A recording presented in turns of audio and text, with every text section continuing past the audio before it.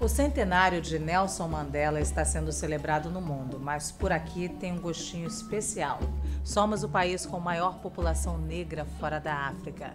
Lidamos diariamente com o racismo e nos inspiramos na luta contra o apartheid para entender a nossa própria discriminação racial. Você não vai assistir a partir de agora um programa apenas com a história do maior líder do continente africano no século XX. Você vai mergulhar durante 1 hora numa fonte de incentivo, persistência, entusiasmo e esperança. Foi assim com parte dos brasileiros que tiveram a oportunidade de estar perto de Madiba quando ele esteve aqui entre nós.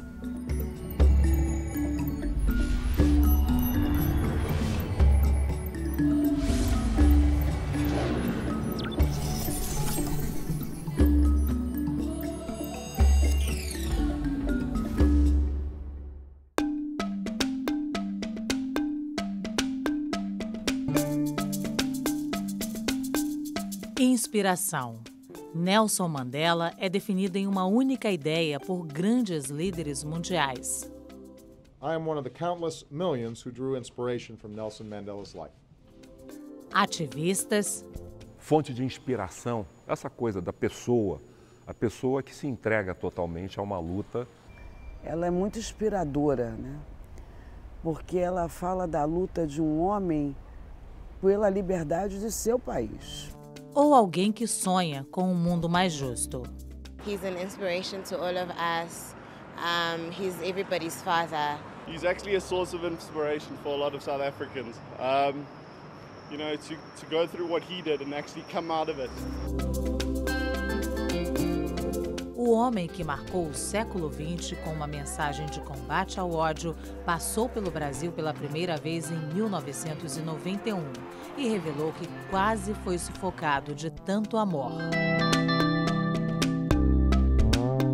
Há seres humanos que me parecem assim meio descolados, sabe? Que tem uma aura, um negócio. Mandela me parece que tem esse tipo de... Há essa coisa em torno de Nelson Mandela. Ele manava amor, né? Só o semblante dele era uma beleza. Mandela é um anjo, né? É alguma coisa que... Eu sempre tinha a sensação que Mandela jamais ia embora, jamais morreria. O excesso de afeto era inevitável na presença do líder carismático que parecia ter sido preparado já na infância. Nelson Mandela era filho único de uma família nobre de uma pequena aldeia na região do Transkei, na província do Cabo. Nasceu em 18 de julho de 1918. Fazia parte da etnia Xhosa, de onde herdou o nome de batismo, Rolilalá, que na língua tribal significa puxando o galho de uma árvore, mas em inglês se traduz como troublemaker, ou seja, aquele que traz problemas. O nome Nelson, muito popular na época, lhe foi dado apenas na escola primária por uma professora. When I went to school, the lady teacher, Miss Mdingane, asked, "What is your name?" I told her my African name, Kholihlal. She says, "No, I don't want that one. You must have a Christian name." So I say, "No, I don't have one." She says, from today, you are going to be Nelson. That's how I earned the name Nelson. Nelson Rolilalá Mandela teria também outros nomes. Aos 16 anos, o garoto que traz problemas se chamaria Dalibunga, numa cerimônia de iniciação da vida adulta. Em Xhosa, Dalibunga é aquele que cria a conciliação e o diálogo. Madiba é o apelido mais famoso de Mandela e é o nome do clã a qual pertence. E Tata, como é chamado até hoje na sua terra natal, significa pai. O pai da democracia na África do Sul. O menino que foi o primeiro da família a frequentar uma escola entrou para a universidade em 1939, aos 21 anos. Começou o curso de Direito em Fort Hare, a primeira faculdade a oferecer disciplinas para negros no país. Se envolveu com o movimento estudantil e acabou sendo expulso. Foi em Joanesburgo, para onde se mudou, e lá terminou o curso de Direito, que Mandela deixaria de ser o garoto de nobreza tribal e receberia o mesmo tratamento de um jovem negro do interior. Mandela fez o inevitável encontro com o preconceito racial. A Universidade de Fort Hare já fazia parte do programa de discriminação. Era uma universidade só para negros. E isso era apresentado como um avanço, mas de fato significava já discriminação racial, separação racial. Essa universidade, então, deu lugar realmente a muitas lutas dentro da própria universidade e ao crescimento de uma intelectualidade negra. O abismo entre negros e brancos se apresentava, um choque que provocou uma reação irreversível na postura de luta contra o racismo na África do Sul. Mandela era um líder nato. Assim foi definido por Walter Sisulu, veterano do Congresso Nacional Africano, organização que lutava contra o racismo. That I realized that Xhosas are only a part of the African people. That the task of the ANC was to unite the African people and out of them build a nation.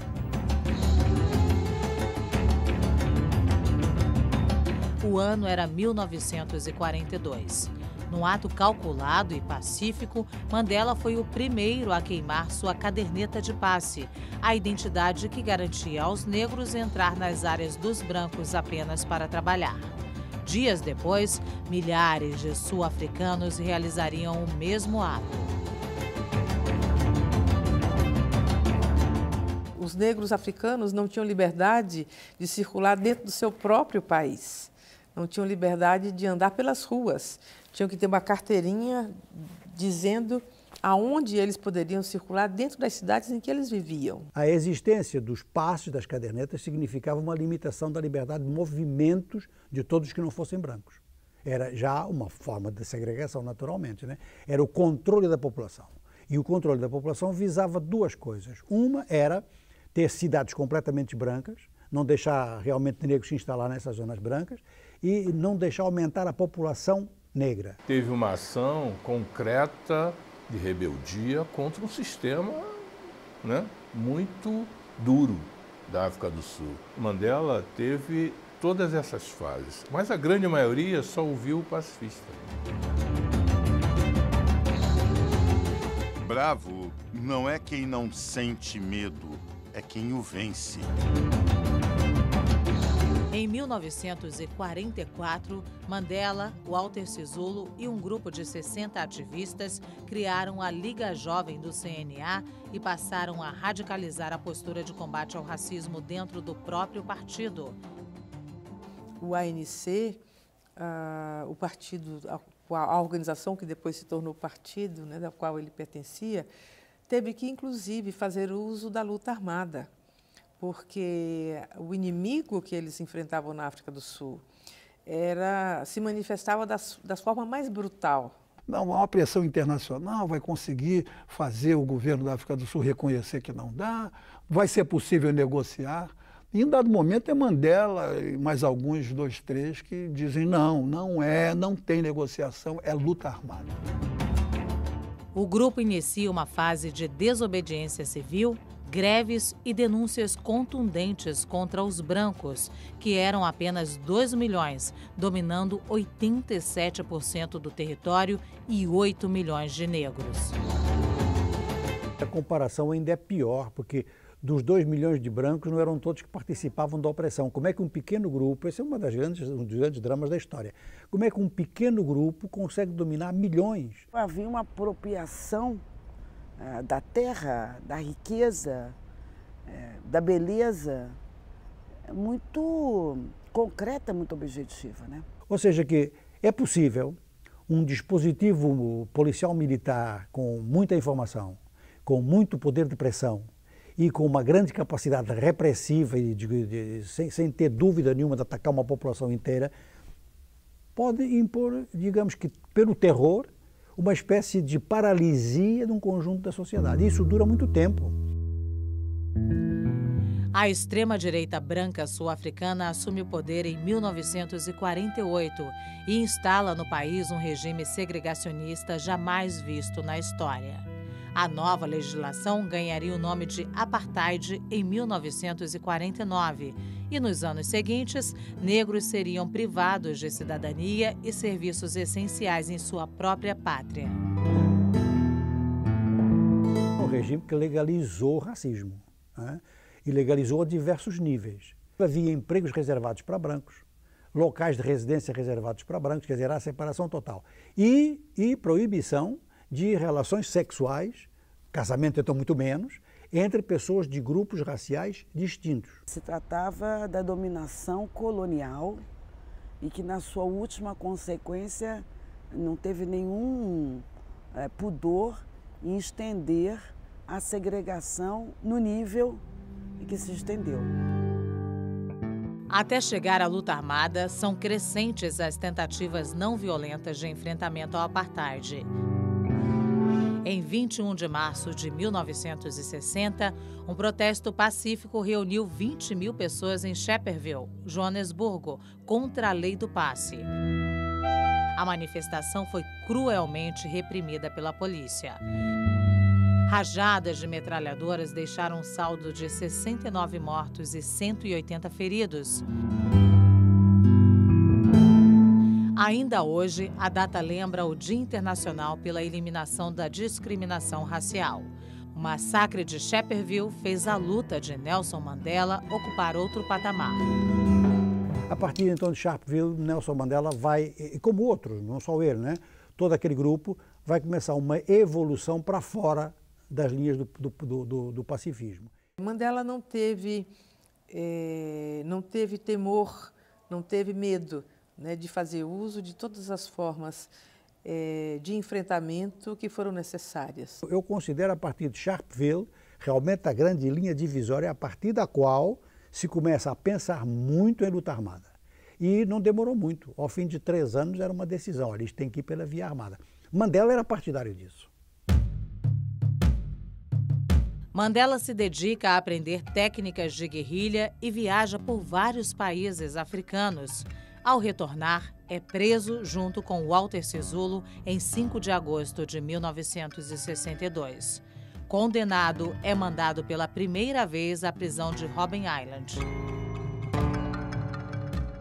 A mesma radicalidade que ele teve para dizer é luta armada, viajar para alguns estados, articular com algumas lideranças de movimentos guerrilheiros e algumas lideranças já institucionalizadas, né? Alguns membros de partidos de esquerda, de partidos revolucionários no Ocidente, para conseguir armamento. Né? Da mesma forma que ele teve esse tipo de radicalidade, ele também é radical na negociação ao limite possível com o poder econômico, institucional, com o poder branco na África do Sul. E esse cara, com uma sabedoria, no mesmo universo, né, do Che Guevara, né? O Che Guevara disse, aí que ser duro, mas sem jamais perder a ternura. E o Mandela, há que ser duro, há que guerrear, mas sem jamais perder a sabedoria de como discutir, de como conversar com o humano e se tornar um grande estadista ainda na prisão. Em 11 de junho de 1964, Mandela recebeu a pena de prisão perpétua. No julgamento, se defendeu de acusações durante 4 horas e concluiu com o famoso discurso. I have fought against white domination and I have fought against black domination. I have cherished the idea of a democratic and free society in which all persons will live together in harmony and with equal opportunities. It is an idea for which I hope to live for and to see realized. But my Lord, if it needs be, it is an ideal for which I am prepared to die.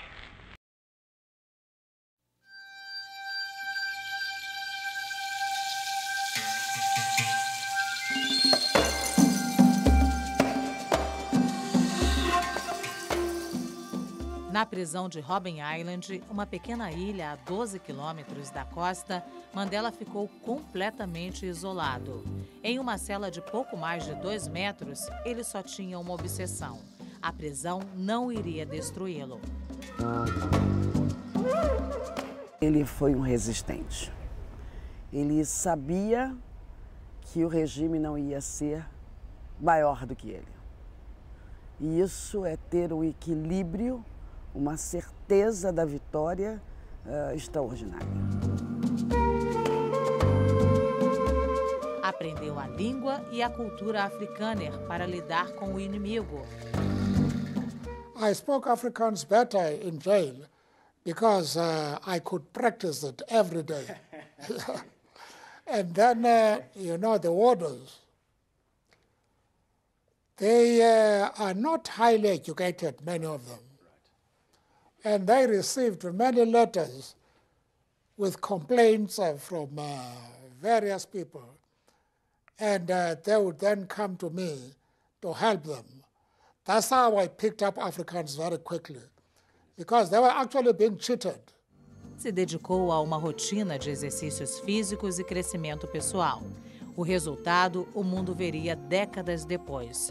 No seu aniversário de 76 anos, já livre, médicos avaliaram que Mandela tinha a saúde e a constituição de um homem de 50 anos. Quando ele foi libertado, eu fiquei emocionado na madrugada vendo televisão e tocando, e aí fiquei emocionado e falei, caramba. A pomba da paz está levando esse homem pra sentar com Gandhi, com Nehru, só pra dizer que todos somos um.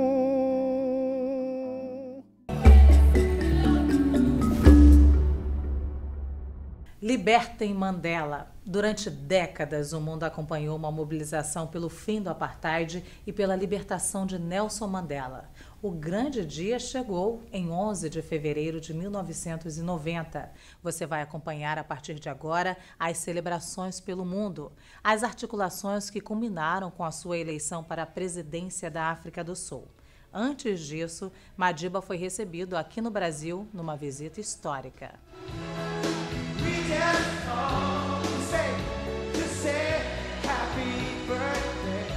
Mandela, ele me tocou profundamente desde que quando ele fez, acho que 70 anos, que fizeram aquele show para ele na Inglaterra.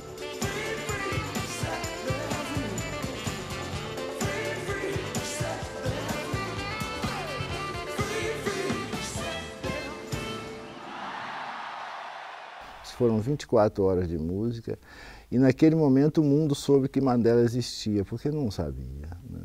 A partir daquele espetáculo, daquele show, foi que ele se tornou, aí já não podiam mais desaparecer com ele. Né? Nelson Mandela. And I think it's an extraordinary lesson that the power of goodness, what that can do. And the power of the individual who's motivated by kindness and compassion and altruism, what effect that has on the whole planet.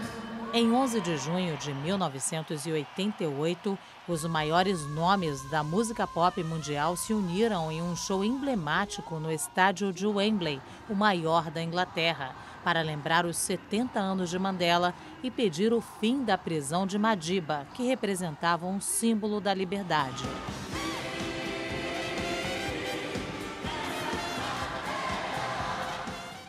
Uma personagem incansável e articuladora fundamental para as campanhas de libertação de Madiba foi sua esposa, Winnie Mandela.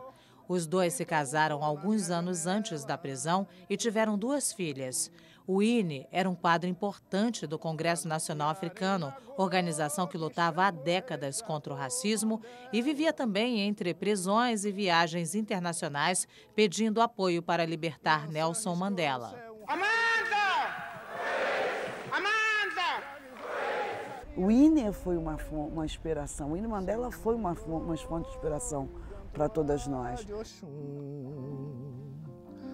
Ora iê, ora iê, ora iê.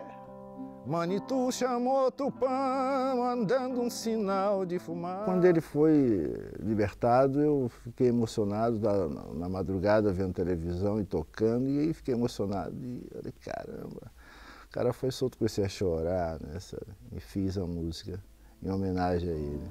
A pomba da paz tá levando esse homem, pra sentar com Gandhi, com Nehru, só pra dizer que todos somos um.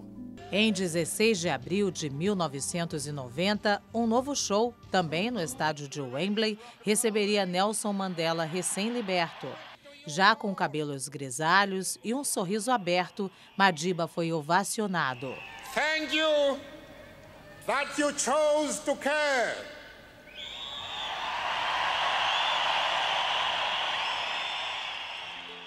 No dia 1º de agosto de 1991, Mandela desembarcou no Brasil e foi recebido como chefe de Estado. A visita era resultado de grande pressão e engajamento do movimento negro brasileiro pela libertação do ícone sul-africano. Na década de 80, o movimento negro sempre fazendo manifestações, né, a favor da libertação de Mandela. Dentre elas, diretamente na frente do consulado sul-africano aqui no Rio de Janeiro, Botafogo, naquela época. Isso foi muito interessante porque havia uma conexão, né, do movimento negro nas suas várias entidades, as várias lideranças, da importância de ter livre Nelson Mandela. Já estava cunhado, já estava marcado, né, a ferro e fogo, né, uma vontade disciplinadora da liberdade e de um viva a essa criatura que não fez concessão a nada.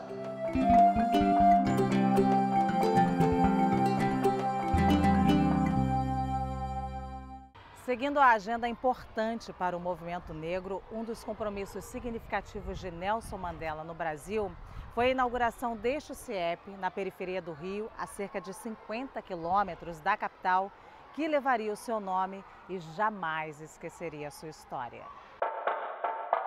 Eu, pessoalmente, estive mais na plateia, eu não estava junto com a comitiva. Foi um momento belíssimo. Quando ele chega, a força, o magnetismo da personalidade dele e da Winnie, né, ganha todo mundo.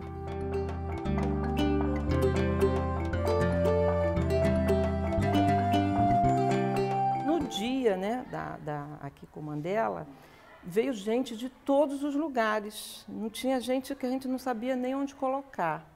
Eu fiquei ao lado dele. Na hora do cântico do hino nacional, inclusive, eu me emocionei muito, chorei, não consegui resistir, as lágrimas vieram, porque ele trazia junto a ele uma energia de luta e, ao mesmo tempo, de vitória. Ele era um vitorioso. Ele lutou, conseguiu vencer todas as vicissitudes, todas as dificuldades e chegar a um ponto de mostrar para todos nós que vale a pena brigar por alguma coisa. Justiça, paz e igualdade, Mandela, liberdade, justiça, paz e igualdade.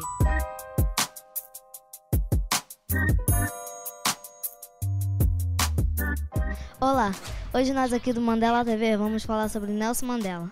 Nelson Mandela foi advogado e líder rebelde da África do Sul de 1994 a 1999, considerado como o mais importante líder da África Negra, vencedor do Prêmio Nobel de 1993.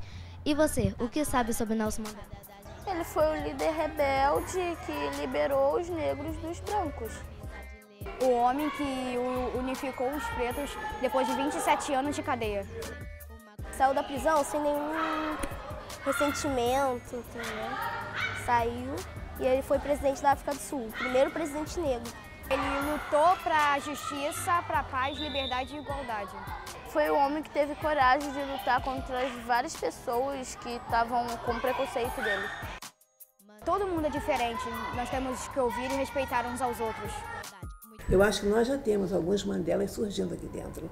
A gente sente o orgulho dos nossos alunos, de todos agora igualmente lutando por um futuro melhor, sem discriminação, vencendo as barreiras, sejam elas barreiras políticas, ou barreiras sociais, ou barreiras religiosas. Eles estão indo à luta, estão conseguindo vencer com muita garra. E eu tenho certeza que daqui sairão muitos líderes e nós vamos nos orgulhar muito de ter tido um dia Nelson Mandela aqui dentro.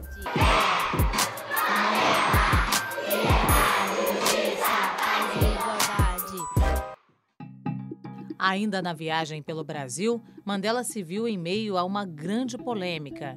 Em discurso ao lado do governador Brizola, no Rio, ele exaltou o mito da democracia racial brasileira. O constrangimento era visível entre as lideranças do movimento negro. Eu lembro de alguns encontros pessoais, especificamente um almoço que eu lembro que eu estava presente, em que o Abdias fez questão de conversar com o Mandela e pedir a ele que reforçasse nas suas entrevistas à imprensa a questão do racismo no Brasil, que ele dissesse que o que ele observava, não no sentido de uma democracia racial, harmonia racial, mas dessa realidade que o movimento negro, que as lideranças estavam mostrando para ele. Ao sair do Brasil, a visão era outra, foi outra, porque ele esteve com várias lideranças nossas, entre eles Abdias Nascimento, Carlos Alberto Caó, enfim, e outras lideranças políticas da época, como o nosso Brizola, entre outros, entendeu? Então eu creio que ao sair do Brasil, ele saiu com uma outra visão. O produtor cultural Filó Filho registrou com detalhes a visita de Mandela ao Rio de Janeiro e lembra, emocionado, como a história recente do movimento negro no Brasil é influenciada pela luta contra o racismo na África do Sul. A marcha de 88, né, quando nós fomos barrados em frente ao Ministério do Exército ali no Panteão de Caxias. Aí nós fomos barrados pelas forças policiais e militares. E nós recuamos, né? Senão seria um grande desastre.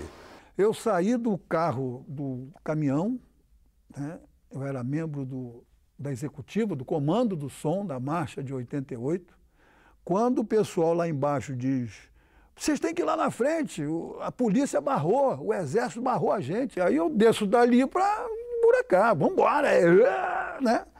O Uhuru, que era o grande grito, né? Uhuru quer dizer liberdade, né? No Oriente Africano é o idioma corrente lá. Então, era isso que a gente desceu para fazer. Estamos sentindo que esse é o limite imposto pelo racismo aos negros brasileiros. Ia ser um morticínio total. E aí eu nunca sei. É algo que hoje ainda, né, a gente precisa engolir, né, respirar fundo, porque eu não sei até hoje se foi mais certo ou mais errado. Esse é o nosso Amauri, professor Amauri Mendes, que terminou dizendo: sim, agora nós estamos organizados. Agora nós estamos organizados. Que foi uma demonstração de força. Neste momento, é necessário frisar que agora, quando estamos organizados, não podemos mesmo assim determinar nossos caminhos. Agora estamos organizados. Para coroar a primeira visita do grande ícone da luta pela liberdade ao Brasil, uma outra grande demonstração de força do movimento negro. 50.000 pessoas lotaram a Passarela do Samba, no Rio de Janeiro, para saudar Nelson Mandela. Quando Mandela vem ao Brasil, o meu coração abre, grita, jorra de alegria, né, e de emoção, né, que é anunciado que Mandela vem. E cai no meu colo e do Filó a possibilidade que, caso consumado, vocês vão dirigir o espetáculo. E aí, consumou. Quando o coro do tambor gritou, rufou na minha janela. E aquele dia? Como é que foi aquele dia que você foi cantar? Foi que nós ficamos assim, fui com a Alcione, fui para a casa dela, ela falou assim, Altair, vem para cá porque é um chefe de Estado, então a gente não tem, vai ser um pouco difícil de você chegar até lá. Então você chega junto comigo.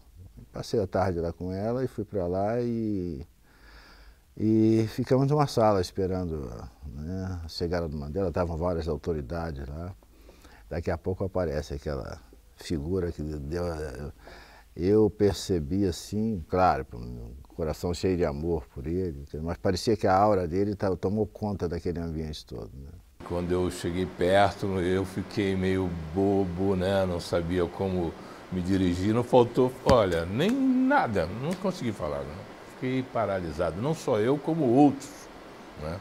Martinho, por exemplo, quando ao recebê-lo no palco, né? Sambódromo, 50 mil pessoas, ele entrou no palco, Martinho cantando, e aí Martinho cantava ao mesmo tempo, você vê nas expressões de Martinho a beleza, a leveza, né?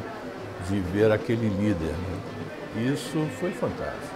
E eu pude, eu e o Filó, organizar, porque a gente tinha trânsito com todas as cabeças negras que você possa imaginar, de Tim Maia, Ruth de Souza, Haroldo Costa, Zezé Mota. Imagine, Martinho da Vila fez uma música, né, para Mandela. Foi apoteose em todo sentido.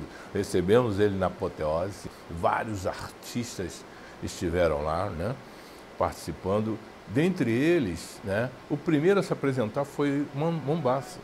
Libertai Mandelas, libertai favelas. Quando eu fui convidado a participar, porque eu fiz o show de abertura, eu fui o primeiro artista do elenco a se pronunciar, a fazer o show. Depois de mim, que estava começando a carreira, logo em seguida foi o Cidade Negra. A gente era a banda da época, né? Que estava aí, que era o retrato da galera dos morros, das favelas, né? Porque até então eram os artistas mais do samba, era o Djavan, era o Alcione, era o Martinho da Vila, mas grupos, bandas jovem de preto, então não era comum. E terminou com Tim Maia, que ficou conversando comigo o tempo inteiro no camarim. Ele foi o primeiro a chegar. Quando me deparo com o Nelson Mandela ao lado, sabe, do palco, então a gente vê que nosso sonho está realizado, né? Eu digo, não como artista, como pessoa, né? De vê-lo ali ao lado, um homem que tanto inspirou a todos nós sobre essa questão da liberdade, sobre essa questão da justiça, sobre essa questão da autoestima, né? Foi um homem que não perdeu o seu sorriso.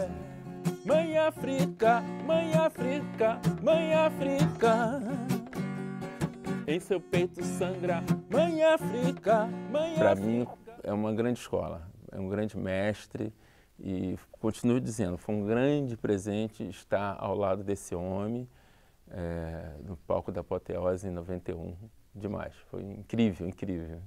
Eternamente. Foi legal pra caramba, muita gente mesmo. Tava muito bonito. E o povo tava desde cedo aqui. E o povo tava desde cedo, e assim, você veja, né? Você pensa que as pessoas não estão ligadas nessa questão, nessa causa.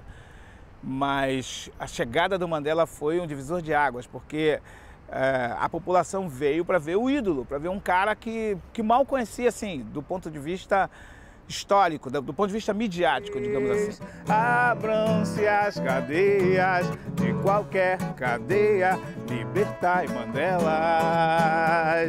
libertai Mandelas, libertai. The people of South Africa have spoken in this election. They want change, and change is what they will get.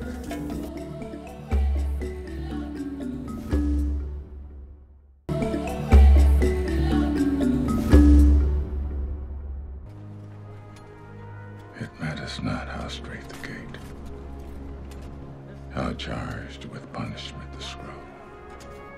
I am the master of my fate. I am the captain of my soul. Eu sou o capitão da minha alma. A frase resume a história do homem que superou todas as adversidades e venceu sem nunca se render ao ódio. Depois de 27 anos de prisão, o mundo conheceu um homem sábio, articulado e, antes de tudo, um grande negociador, capaz de apaziguar um país que sofria com anos de apartheid, conflitos e mortes.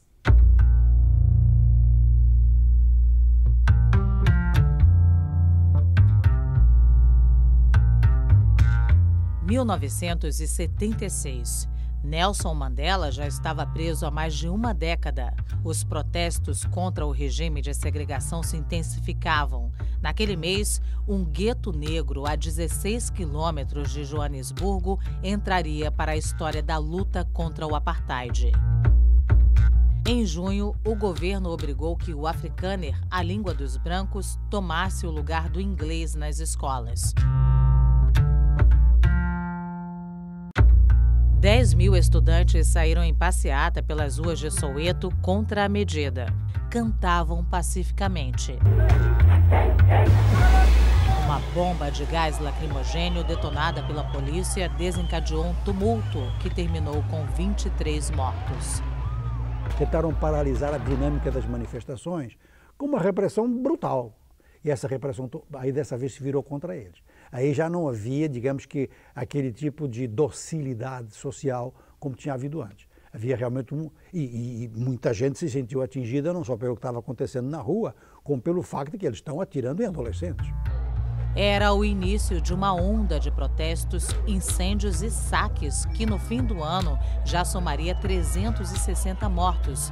E no fim de 1977, mais de 1.000 pessoas perderiam suas vidas.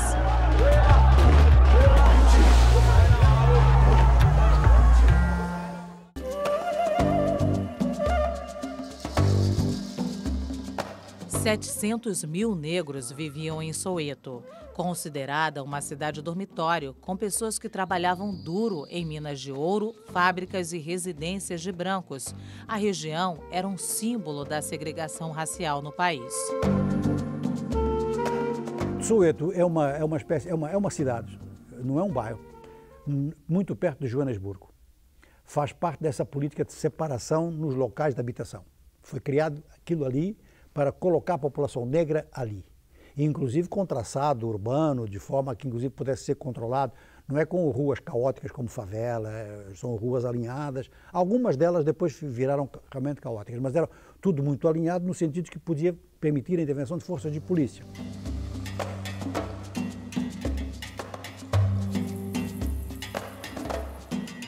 Décadas antes, as lutas contra os regimes de segregação já ganhavam visibilidade no mundo, especialmente com o movimento dos direitos civis nos Estados Unidos. Na prática, havia segregação nos Estados Unidos muito parecida com a da África do Sul, durante a maior parte da sua história, controlada por um grupo que racialmente estava bem determinado. Free at last! Free at last! Thank God Almighty! We are free at last! As manifestações lideradas pelo pastor Martin Luther King cresciam a cada dia e levavam milhares de pessoas às ruas, como a emblemática Marcha a Washington em 1963. I have a dream that my 4 little children will one day live in a nation where they will not be judged by the color of their skin, but by the content of their character. I have a dream today. Quando você fala das figuras de King e de Mandela, a mim me parece que o que os une é muito o desprendimento, a percepção de que mesmo aquilo causando todos os malefícios que causou a vida deles, essa militância, o preço dessa militância, mas eles estavam absolutamente prontos a pagar, a entregar, pagar com a própria vida, como foi o caso do King. e passando décadas na prisão, como foi o caso de Mandela. Em 1964, Martin Luther King ganhou o Prêmio Nobel da Paz pela luta contra a segregação racial e pelos direitos civis nos Estados Unidos. Ironicamente, no mesmo ano, Mandela recebeu a pena de prisão perpétua. No Brasil, o movimento negro se inspirava nos dois grandes ícones. Ao mesmo tempo, o país começava a viver um período de ditadura militar. O regime causaria um forte impacto na luta contra o racismo. Você tinha todo um processo pelo teatro do Abdias Nascimento, com o Teatro Nacional do Negro, tá entendendo? Com Léa Garcia, Ruth de Souza. E a gente estava começando a entender, né, se organizar, porque também nos Estados Unidos as coisas, Pantera Negra, Malcolm X, tudo estava acontecendo em África do Sul. Vinha para o primeiro plano.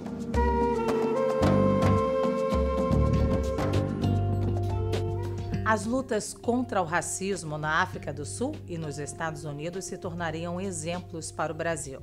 Mas, no nosso caso, a forma de discriminação sempre foi muito peculiar. Durante quase um século, fomos conhecidos como uma democracia racial, sem leis específicas de segregação, o que não impediu, e não impede até hoje, que o racismo faça tantas vítimas entre nós. O apartheid, como ele existiu na África do Sul, e as formas do racismo como existem e existiram nos Estados Unidos, são formas mais explícitas, mais manifestas, foram formas legais, inclusive, né, que estava inscrito em textos, em documentos, nas leis dos países. Embora nós não tivéssemos um regime no Brasil de segregação por lei, de segregação oficial, eu vivi pessoalmente a segregação no Rio Grande do Sul, que era a terra da minha mãe, que eu visitava mais ou menos a cada 2 anos, e onde havia clubes de brancos e clubes de negros estritamente separados. Não havia clubes em que negros e brancos se juntassem. Festas de brancos e negros separadas nas favelas ou organizadas por sindicatos. Então, uma situação de segregação de facto. Na cabeça das pessoas, racismo era aquilo que existia na África do Sul, ou era aquilo que existia nos Estados Unidos, né?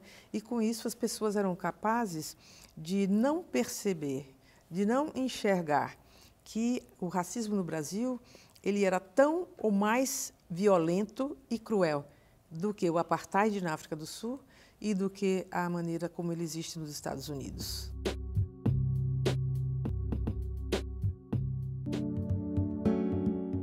A década de 90 foi de muita esperança e ganhos significativos no combate à discriminação racial. Organizações e propostas de políticas públicas de reparação fervilhavam. Muitas seriam apresentadas uma década depois na Conferência de Durban, na África do Sul. Let us rise above our disagreements. The wrangling has gone on for too long. Let us echo the slogan that resounded throughout this country during the elections of 1994 at the end of the long struggle against apartheid. Sekunjalo, the time has come. Com o fim do apartheid, era essencial, era fundamental, simbólico que esta terceira conferência se realizasse lá, no lugar onde nós internacionalmente já tínhamos esta vitória. Naquela conferência que o sistema escravocrata dos europeus nas Américas, no sistema mercantil de escravidão dos africanos, foi caracterizado como um crime contra a humanidade. E, portanto, instaura na estrutura jurídica internacional o direito à reparação. Então, o programa de Durban é um primeiro passo para pensar os passos necessários para se concretizar essa reparação estabelecida no direito internacional. No mundo, Campanhas e marchas pela libertação de Nelson Mandela levam o governo da África do Sul a iniciar vários movimentos de diálogo. Madiba seria o único capaz de acabar com a onda de violência, mas é um período também de grande fragilidade na saúde de Mandela. Depois de algumas internações em hospitais, governo e ativistas temiam a morte do líder. A política do apartheid não se sustentava mais. In the dying days of apartheid, it was becoming hard to find anyone who supported apartheid. So this thing actually ran itself because no one was owning up to having fought for apartheid because people wanted to identify with Nelson Mandela.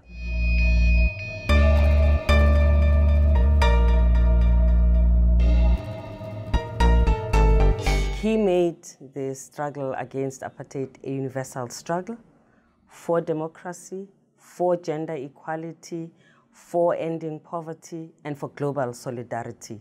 Em 1989, Frederic de Klerk é eleito na África do Sul. De Klerk, que foi o último presidente branco do país, fechou um acordo para libertar Madiba. Entre as condições impostas por Mandela estavam o direito ao voto para os negros, a volta de partidos políticos à legalidade e a libertação de presos políticos. O acordo histórico foi fechado. Ele entendeu perfeitamente que um regime em que 10% da população vai oprimir os outros 90%, esse regime mais tarde ou mais cedo vai cair. E você escolhe como é que ele cai.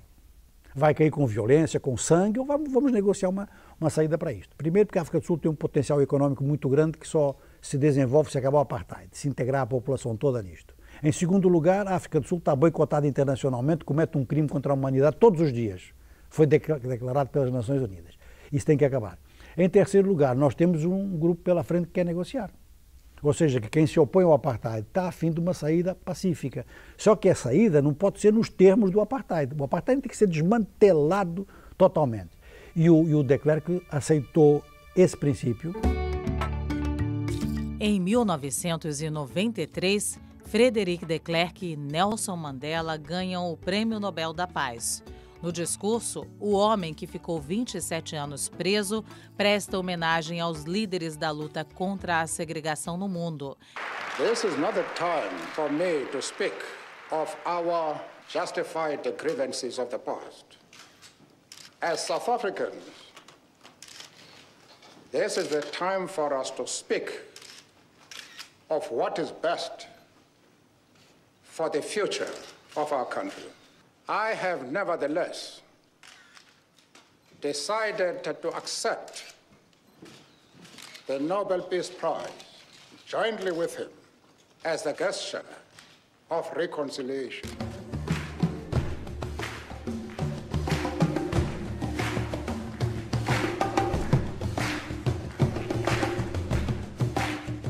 Em 27 de abril de 1994, Nelson Mandela foi eleito o primeiro presidente negro da África do Sul. The people of South Africa have spoken in this election. They want change, and change is what they will get.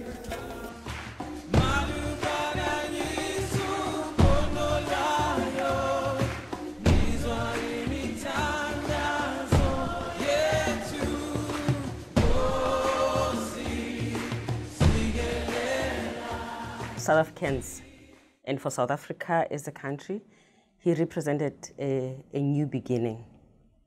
A new beginning to reconcile people that had been in opposition for centuries, but also an opportunity to put new issues on the table. He also helped South Africa to transition from being a liberation movement, to some people a terrorist organization, to a legitimate political party that had to learn to work like a political party, because for some people the ANC was, and to some people always will be, an NGO of a liberation strand. But to learn to govern, to be a government, to be there for everybody, those you fought against and those you fought for, took someone like him at every step of the way, reminding us about reconciliation and that you only win when you liberate your enemy and they feel comfortable in your own struggle. Mandela era líder cada vez mais forte e ainda na década de 90 se divorcia de Winnie e se casa com Graça Machel, uma admirada liderança africana e viúva de Samora Machel, herói da Guerra de Independência de Moçambique. Nelson Mandela adotou um governo de transição multirracial. Criou a chamada Comissão da Verdade e Reconciliação para apurar e punir violações durante o regime do apartheid. E utilizou o esporte para marcar o processo de cura das feridas deixadas pela segregação.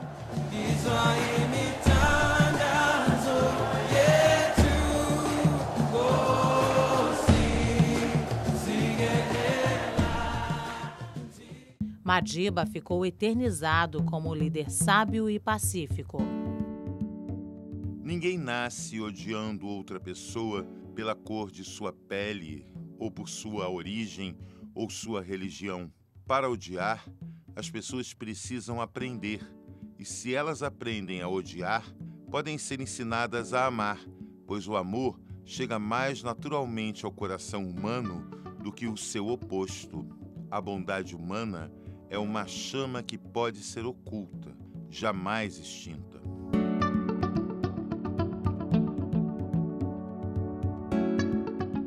Mandela é uma imagem, um ideal, um sonho, um ícone e uma inspiração para sempre. Sem dúvida, é uma das grandes figuras do século XX e que deve permanecer nos nossos corações e mentes, né, por muitas e muitas décadas e séculos. Não é sempre que a humanidade tem um presente como ele, né? Ele é um espelho, né, para todo mundo. A gente precisa se unir. Eu acho que essa é a mensagem, acho que esse é o legado mais forte que Mandela deixa para nós, né? Vamos tentar passar por cima disso tudo e vamos tentar fazer a unidade, construir a unidade, que é a coisa mais difícil que tem. Tá na hora, criançada, da gente se respeitar. Todo mundo se ajudando pro mundo melhorar. Amizade e lealdade é importante pra viver. Se você perceber, tudo pode acontecer. Uma coisa, meu amigo, você tem que saber. Racismo e preconceito não vão mais prevalecer. Meu exemplo é Mandela, que lutou pela igualdade. Por um mundo mais justo, pela paz e liberdade.